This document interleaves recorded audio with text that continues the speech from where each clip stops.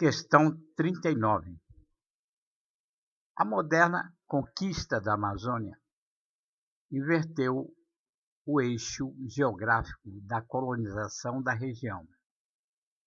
Desde a época colonial até meados do século XIX, as correntes principais de população movimentaram-se no sentido leste para oeste, estabelecendo uma ocupação linear articulada.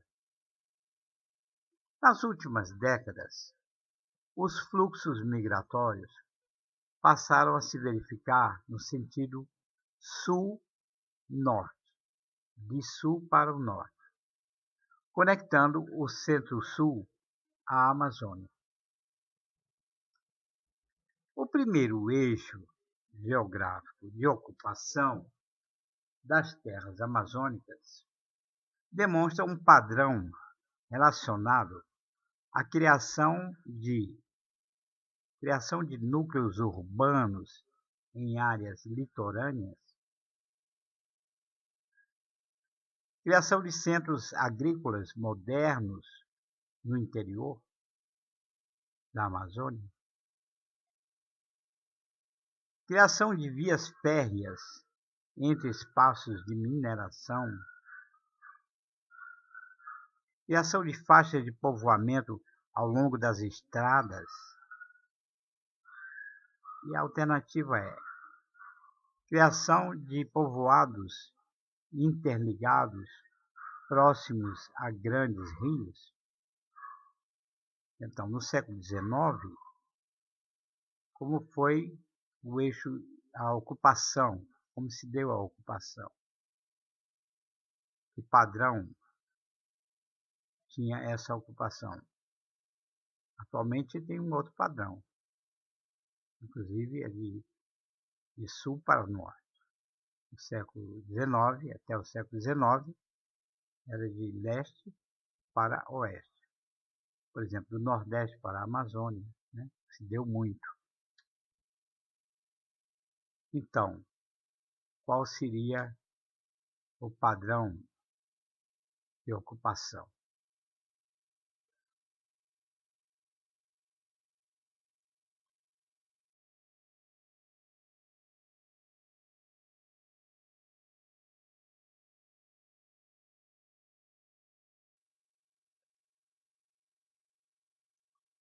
Solução da questão 39. Primeiro é preciso que se diga que a ocupação da Amazônia, primeira, foi feita através dos índios. E de tal maneira, de tal forma, a preservar o meio ambiente. Os índios não ocuparam destruindo a Amazônia, arrasando com a Amazônia. Os índios mantiveram uma harmonia, uma convivência harmônica com o ambiente. Hoje é o contrário, as grandes hidrelétricas, as grandes ocupações, mineração, etc., estão degradando completamente o ambiente da Amazônia. Isso todo mundo sabe.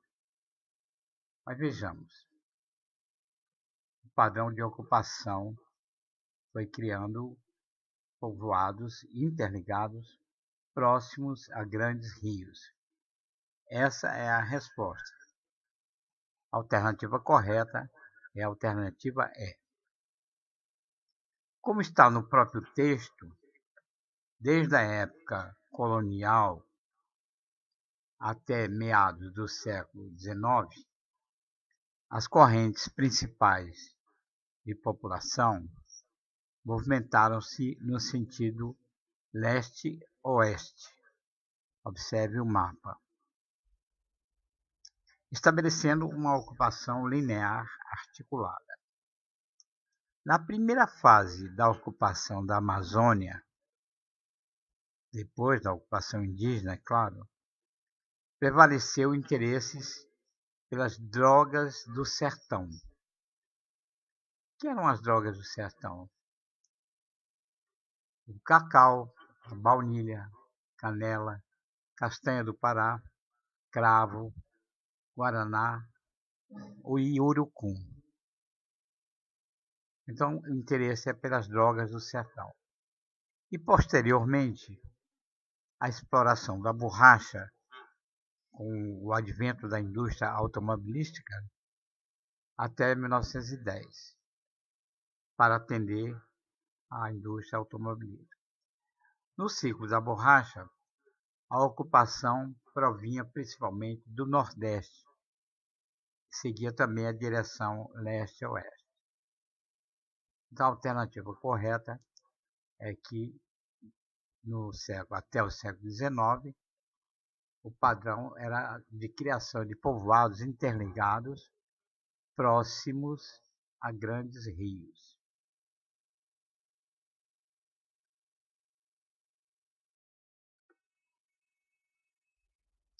Questão 40. Abre aspas. A experiência que tenho de lidar com aldeias de diversas nações me tem feito ver que nunca índio fez grande confiança de branco. E se isso sucede com os que estão já civilizados, como não sucederá o mesmo com esses que estão ainda brutos? Uma carta de 1751 sobre aldeamento indígena.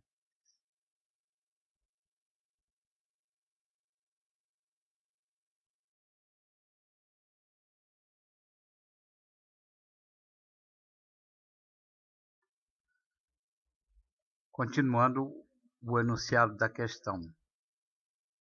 Em 1749, ao separar-se de São Paulo, a capitania de Goiás foi governada por Dom Marcos de Noronha, que atendeu às diretrizes da política indigenista pombalina, que incentivava a criação de aldeamentos em função alternativa A.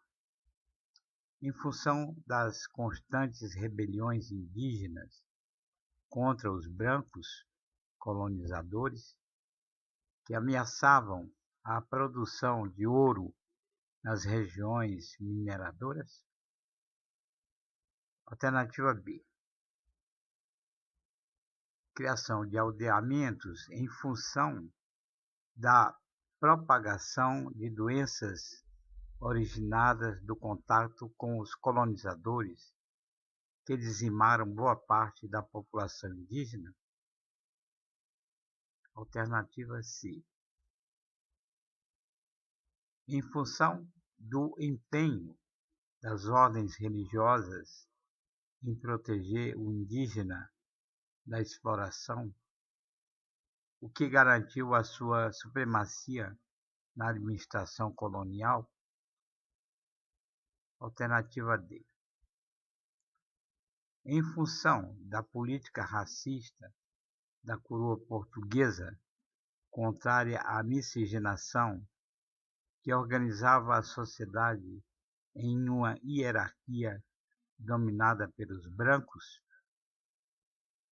Finalmente, a alternativa é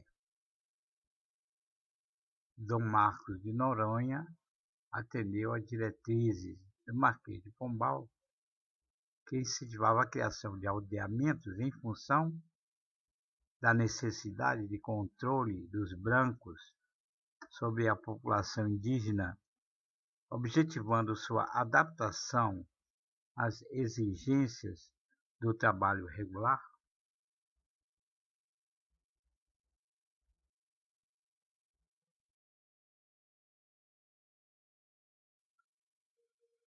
Solução da questão 40.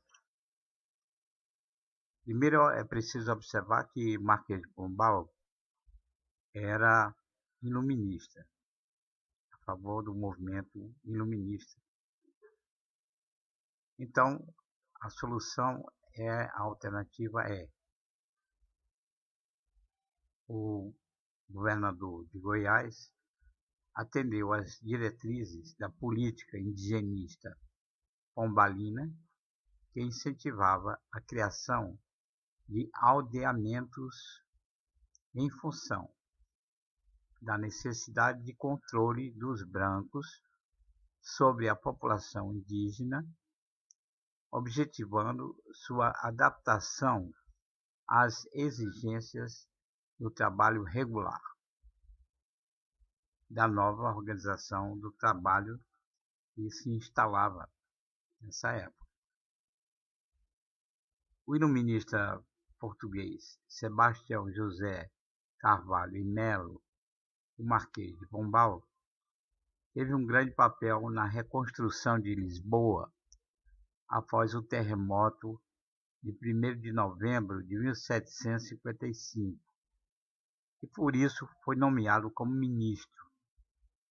Seus principais opositores foram os jesuítas, expulsos de Portugal e do Brasil em 1759, depois da guerra contra os Guaranis, no território das Missões, no Rio Grande do Sul.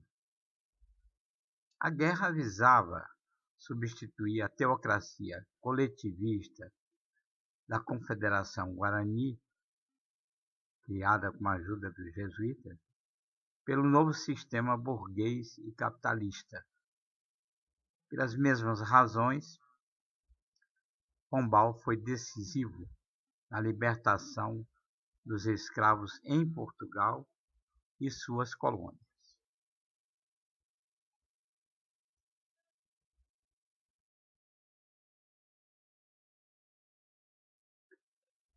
Questão 41.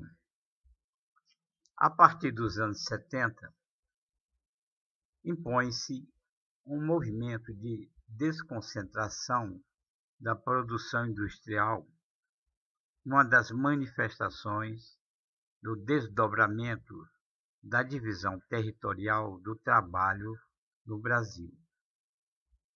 A produção industrial torna-se mais complexa, estendendo-se, sobretudo, para novas áreas do Sul e para alguns pontos do Centro-Oeste, do Nordeste e do Norte. Criação da Zona Franca de Manaus, por exemplo. Então, foi a época do Milagre Brasileiro, a Transamazônica, enfim, várias realizações do governo na área de infraestrutura. Essa é a característica dos anos 70. Um fator geográfico que contribui para o tipo de alteração da configuração territorial descrito no texto é alternativa A, obsolência dos portos. B, estatização de empresas. C, eliminação de incentivos fiscais. D, ampliação de políticas protecionistas. E a alternativa E, desenvolvimento dos meios de comunicação, construção de estradas, portos.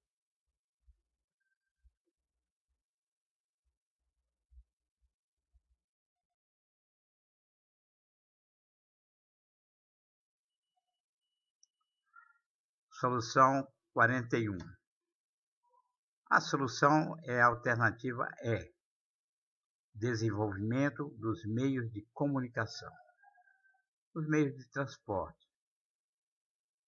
A alteração da configuração espacial na década de 70 foi facilitada pelas estradas construídas anteriormente, tais como Belém-Brasília, Rio-Bahia, BR-101, Cuiabá-Santarém e Transamazônica, só para citar as principais.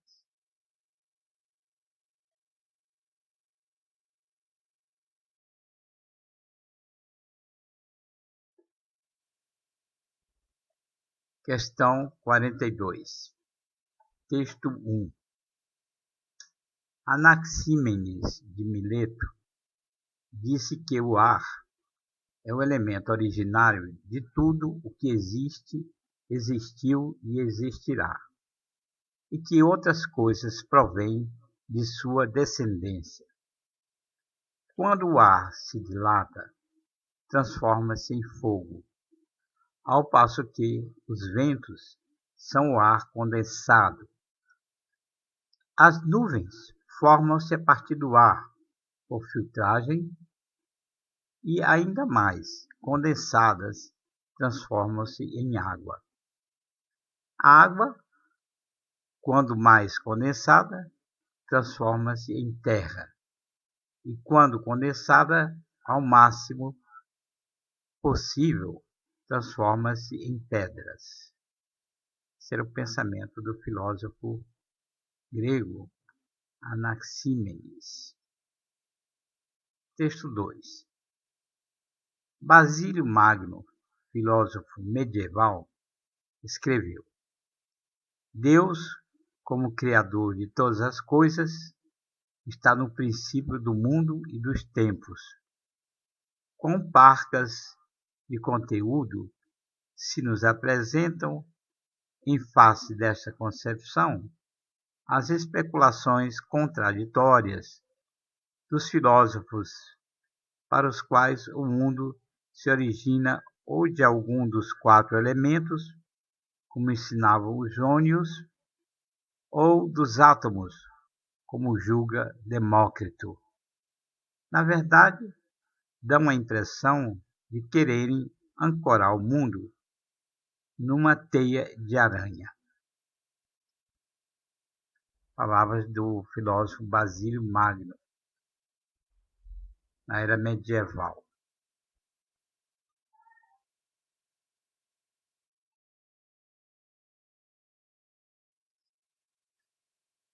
Continuando o enunciado. Filósofos dos diversos tempos históricos desenvolveram teses para explicar a origem do universo a partir de uma explicação racional. As teses de Anaxímenes, filósofo grego antigo, de Basílio, filósofo medieval, têm em comum, na sua fundamentação, teorias que, alternativa A, eram baseadas na ciência da natureza. As duas explicações, tanto a do Basílio como a do Anaxímenes, eram baseadas nas ciências da natureza, na física, da química. B, refutavam as teorias de filósofos da religião. Basílio, dizendo que Deus era a origem, estava refutando teorias religiosas? Não, né? C, tinha origem nos mitos das civilizações antigas. D, postulava um princípio originário para o mundo. Tinha que haver um princípio para explicar a origem do universo.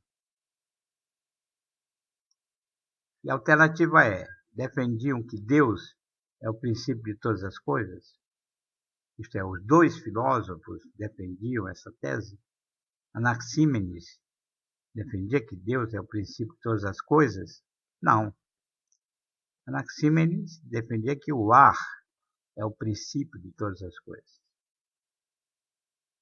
Interessante essa questão, porque tem a ver com a física moderna, a atualidade, né?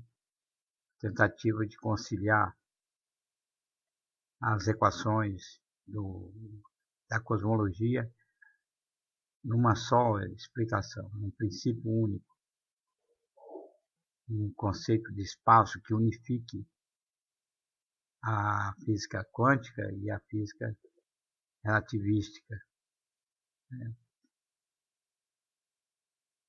Bom, a solução.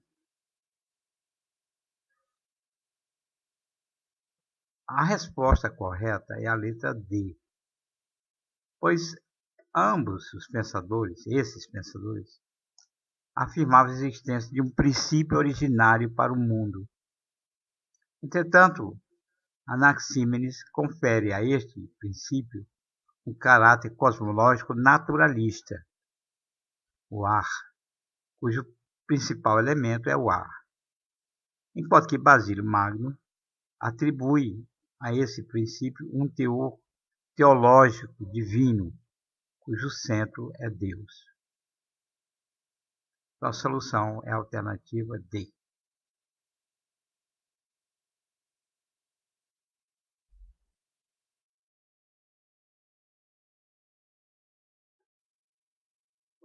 Questão 43. De repente, sente-se uma vibração que aumenta rapidamente, lustres balançam, objetos se movem sozinhos e somos invadidos por uma estranha sensação de medo do imprevisto. Segundos parecem horas, poucos minutos são uma eternidade. Estamos sentindo os efeitos de um terremoto, um tipo de abalo sísmico. O fenômeno físico descrito no texto afeta intensamente as populações que ocupam espaços próximos às áreas de: primeiro, alternativa A, áreas de alívio da tensão geológica; B, áreas de desgaste da erosão superficial; C, atuação do intemperismo químico; D, formação de aquíferos profundos.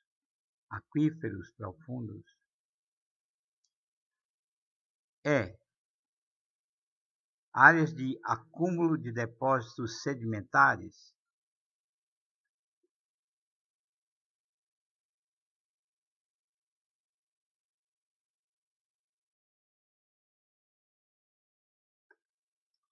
Solução 43. Vamos examinar cada alternativa. Alternativa B, desgaste da erosão superficial. Então, áreas onde há desgaste da erosão superficial seriam áreas sujeitas a terremotos. Não é verdade. Os terremotos são resultantes dos movimentos profundos das placas tectônicas ou por atividades vulcânicas, nunca por intemperismos como chuva, vento, calor, etc. A alternativa é falsa. C, atuação do intemperismo químico. Os intemperismos químicos causados por chuva ou pela temperatura apenas modificam por longos períodos, lentamente, as estruturas químicas das rochas. A origem das rochas metamórficas ou das rochas sedimentares é por intemperismos, por pressão, temperatura, etc. Mas são formações que levam períodos muito longos de tempo. E assim não provocam movimentos bruscos, com alta liberação de energia, como os terremotos. A opção é falsa. Alternativa D, formação de aquíferos profundos. Os grandes depósitos subterrâneos de água também não ocasionam movimentos nas camadas geológicas profundas. A alternativa é inválida.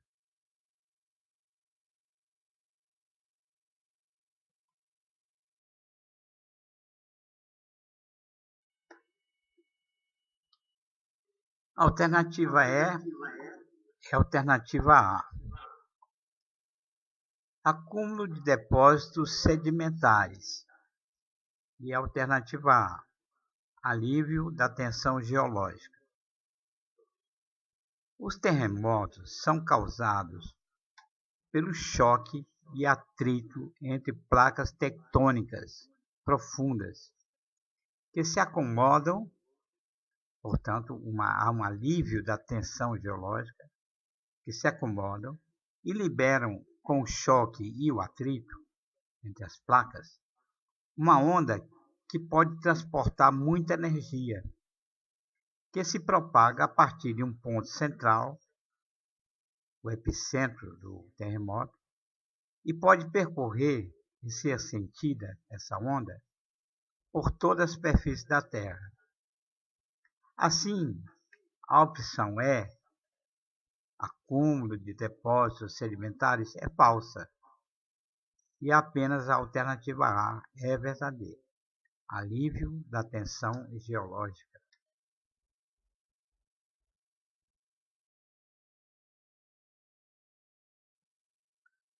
Questão 44. Texto 1. Experimentei algumas vezes que os sentidos eram enganosos, e é de prudência nunca se fiar inteiramente em quem já nos enganou uma vez. René Descartes. Texto 2. Sempre que alimentamos alguma suspeita de que uma ideia esteja sendo empregada sem nenhum significado, precisamos apenas indagar de que impressão deriva essa suposta ideia. E se for impossível atribuir-lhe qualquer impressão sensorial, isso servirá para confirmar nossa suspeita. David Hume.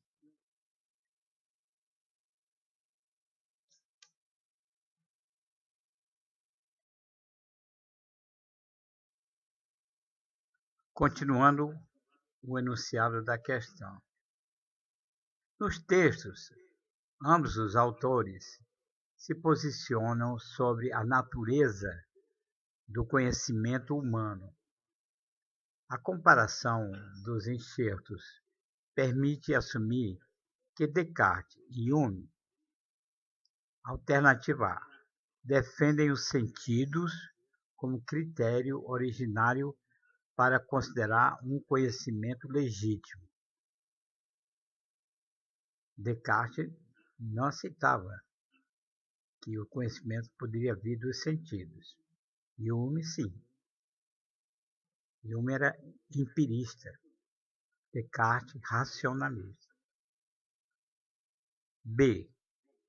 Entende que é desnecessário suspeitar do significado de uma ideia na reflexão filosófica e crítica. C. São legítimos representantes do criticismo quanto à gênese do conhecimento. Não é verdade. O criticismo vem com Kant. D. Concordam que conhecimento humano é impossível em relação às ideias e aos sentidos. E, finalmente, atribuem, esses dois autores, esses dois filósofos, atribuem diferentes lugares ao papel dos sentidos no processo de obtenção do conhecimento. Cada um vê os sentidos de uma forma diferente. A alternativa é: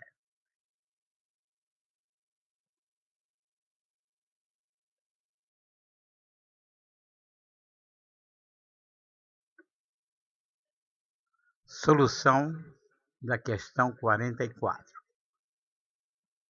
René Descartes, 1596-1650, contemporâneo de Galileu e criador matemático, criador da geometria analítica, valorizou a razão, o cogito.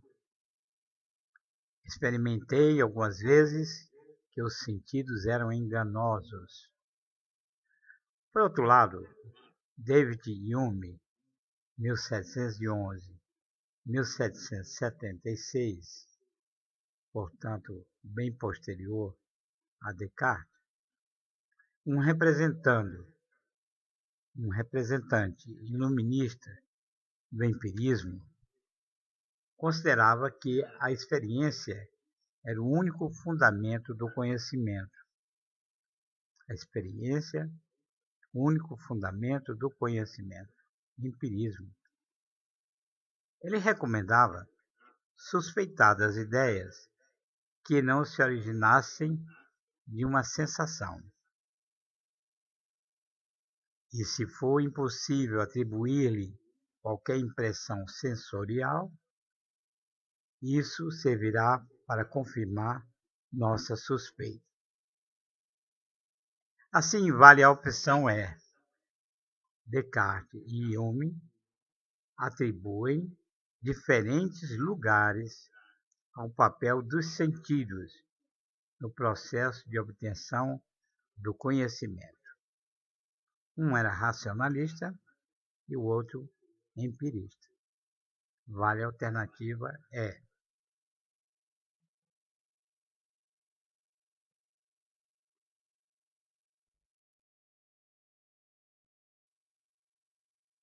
Questão 45. Não ignoro a opinião antiga e muito difundida de que o que acontece no mundo é decidido por Deus e pelo acaso. Essa opinião é muito aceita em nossos dias, devido às grandes transformações ocorridas e que ocorrem diariamente, as quais escapam à conjectura humana. Não obstante, para não ignorar inteiramente o nosso livre-arbítrio, creio que se pode aceitar que a sorte decida metade dos nossos atos, mas o livre-arbítrio nos permite o controle sobre a outra metade. Maquiavel, em O Príncipe.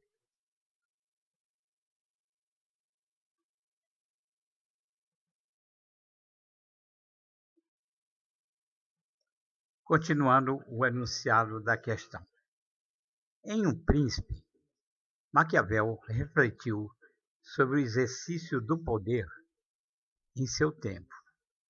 No trecho citado, o autor demonstra o vínculo entre o seu pensamento político e o humanismo renascentista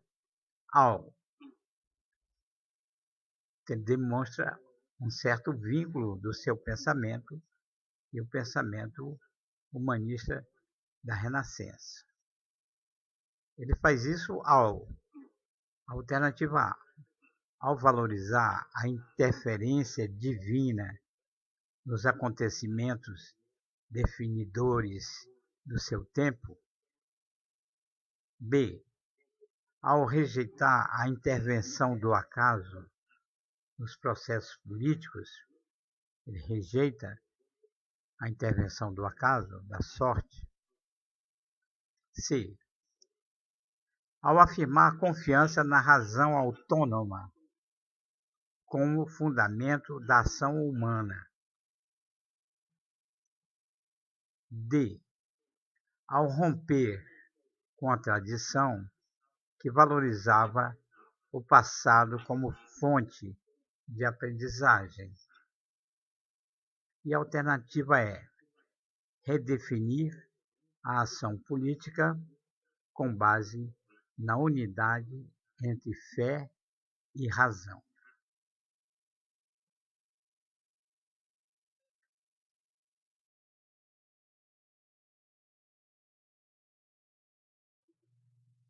Solução da questão 45. Examinemos em separado cada alternativa. Alternativa A, ao valorizar a interferência divina nos acontecimentos definidores do seu tempo.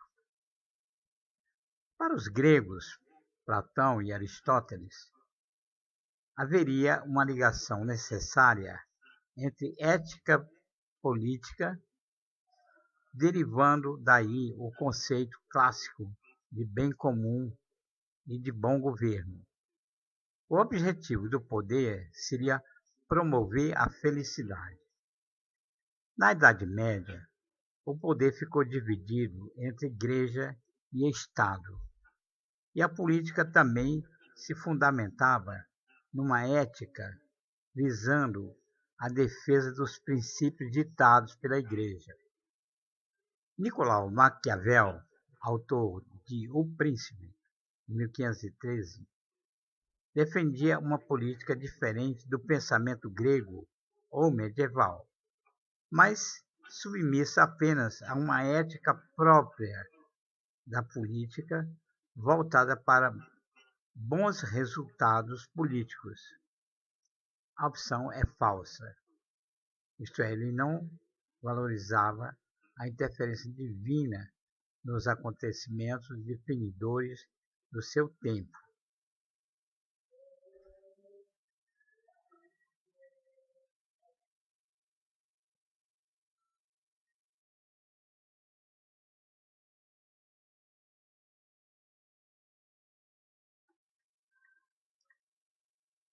Alternativa B. Rejeitar a intervenção do acaso nos processos políticos. Conforme encontramos no texto do próprio Maquiavel, não ignoro a opinião antiga e muito difundida de que o que acontece no mundo é decidido por Deus e pelo acaso. Assim, a alternativa é falsa, pois Maquiavel reservava um papel também ao acaso no processo político. A alternativa diz, ao rejeitar a intervenção do acaso nos processos políticos. Ele não rejeita totalmente. Alternativa C. Ao afirmar a confiança na razão autônoma como fundamento da ação humana. Vejamos no texto. Creio que se pode aceitar que sorte decida metade dos nossos atos políticos, mas o livre-arbítrio nos permite o controle sobre a outra metade. Nesse caso,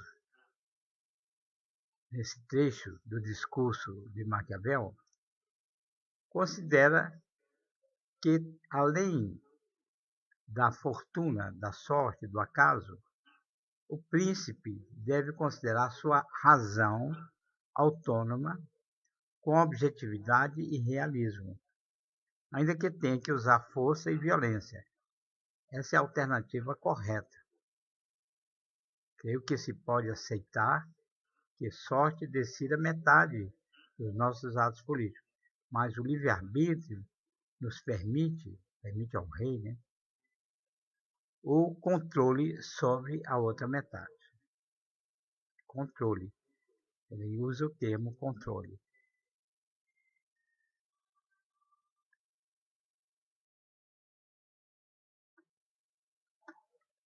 Agora, examinando as alternativas D e E. Alternativa D. Ao romper com a tradição que valorizava o passado como fonte de aprendizagem. E. Ao redefinir a ação política com base na unidade entre fé e razão. Como está no texto, Maquiavel não rompe com o passado histórico como fonte de aprendizagem política, mas, como vimos, estabelece princípios contrários à ética grega do bom governante e contra a teocracia medieval. As duas opções são falsas.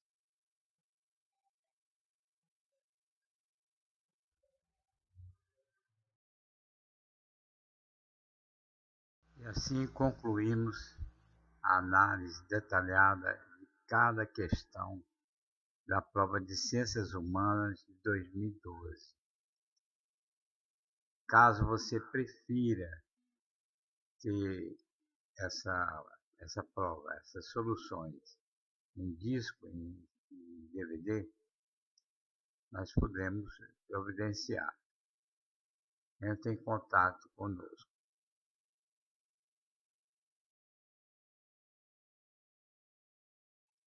E assim nós concluímos toda a prova de Ciências Humanas de 2012. Passaremos em seguida a prova seguinte, de Ciências da Natureza. Se você gostou, dê um like, assine o nosso canal, compartilhe com seus amigos.